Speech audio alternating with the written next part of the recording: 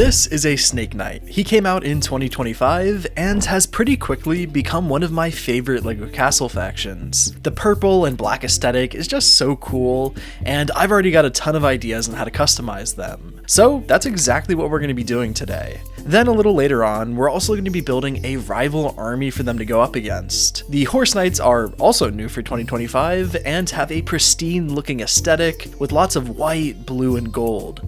These two factions contrast beautifully against each other, so let's get started first with the snakes. The original figure that came out in the castle is already really nice, but I think we can make him look a little bit more striking. I'm keeping his body and legs basically the same, but we will be swapping out his arms for these ones. They give him a bit more shoulder armor and a slight pink highlight, which I think looks pretty nice on him.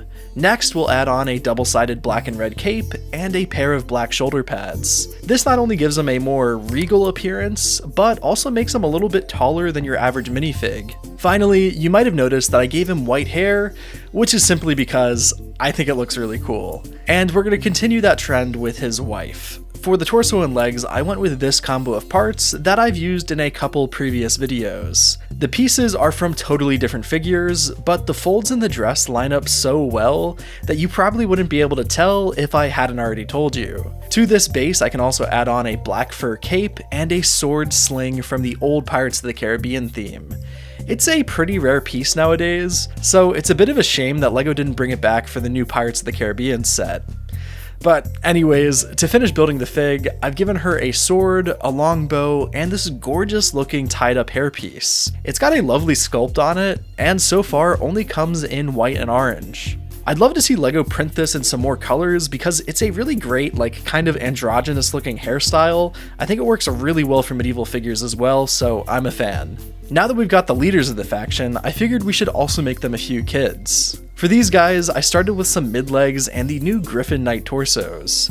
These torsos are insanely versatile due to the fact that you can make them fit into whatever faction you want just by changing out the arms. So they've obviously got some purple ones. I also gave them some capes, young-looking face prints, and of course white hair. Let me know in the comments which pair of arms looks better on this torso, as I'm pretty torn right now. I like how the dual molded ones look, but there's something about the plain purple arms that just looks right to me. I don't know. Honestly, both work fine, but I can't decide which one I want to continue using in the future. Okay, so now that the royal family is done, I think we need to make them a few soldiers. I took a mix of different purple parts and came up with this. It uses the tax collector's torso and the sorcerer's legs, both of which came out last year, so you might already have these parts. I think this combo is the best way to make Snake Knights as of right now, because for the time being, the only way to get the original fig is by purchasing the new castle, which is pretty expensive. The purple and gold accents look lovely together, and I think they work great as low-ranking members of any Snake Knight army. For mine, I gave one of them a satchel and dagger, while the other one has a quiver of bolts and a crossbow. I also ended up giving them some dark-colored hair to contrast against the royal family's platinum hair. It makes it immediately obvious that they aren't royals, and it also just suits the lore that I'm going for with the faction going forward. I've actually already finished building them a castle for an upcoming video, so if you don't want to miss that upload, why not subscribe? It's going to cover all 4 new factions that came out this year, and I'm pretty excited for you to see the video. Okay, shameless plug is over, time to get started building the Horse Knight army. The king from the original set already looks fantastic on his own, but there are a few upgrades that I think are necessary. First of those are the arms and hands. Now look, the plain silver arms and hands are fine, but I think we can give them a big upgrade by replacing them with the arms from the Paladin minifigure. The style fits in great with the Horse Knights, and honestly, I feel like most people are going to be doing this upgrade. Then for the hands, I decided to give him some white gloves. It's going to help him stand out against all of his knights, and I'm also just kind of tired of LEGO knights not wearing gloves, so this just feels more realistic to me. Finally, the last upgrade that I want to make is to simply give him a set of shoulder armor.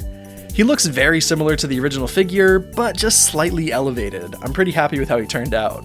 Now for the 3 knights that came with the set, I have kept it super basic, by giving them some different helmets and some more variety in their weaponry.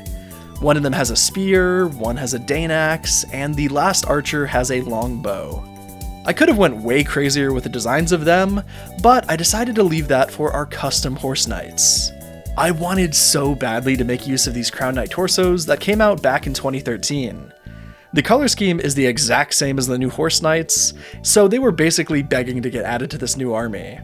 To go with the torsos, I made use of these Falconer CMF legs that work so well with any blue medieval minifigure, so again, this was an obvious choice. Though I did decide to remove the belts from them so that I could use them in some other knights that you'll see here in a second. In my opinion, these two fit in perfectly with the army, and I would not be surprised if other people are also using these old torsos for the Horse Knights. So continuing with that idea, I grabbed these other two torsos from the same theme, adding them to the arms and legs of the Paladin CMF. I find that these parts just tend to go well together, and naturally the white and blue color scheme works wonderfully for the Horse Knights. To finish these two figs, I also gave them some capes and masks that add in a bit more white to these very silver heavy figs. In the future, I might swap out their capes for blue, but for now, I think these look great as is. Next up, we're going to make some heavily armored knights, as so far, I feel like the army feels a little weak. Our base for these guys are going to be some simple quartered designs by swapping around some blue and white parts. You'll notice that I'm also using those belts that were previously mentioned, and it just adds in a bit of printing that would have otherwise been missing, and then we can just simply cover up the plain torsos with some breastplates. I've given the leader a pretty nice detailed piece, while the other two are going to get the big armor molds from the CMF Paladin. I think these three figs look shockingly good for how simple they are to make. Plain quartered figs are honestly pretty realistic, and are a really affordable way to stretch out any medieval army. I probably could have made them look a little bit more detailed with maybe arm printing, but I think these guys look fine as is. Let me know in the comments if you have any ideas for these factions, or if you have a suggestion to upgrade one of the figs that I made.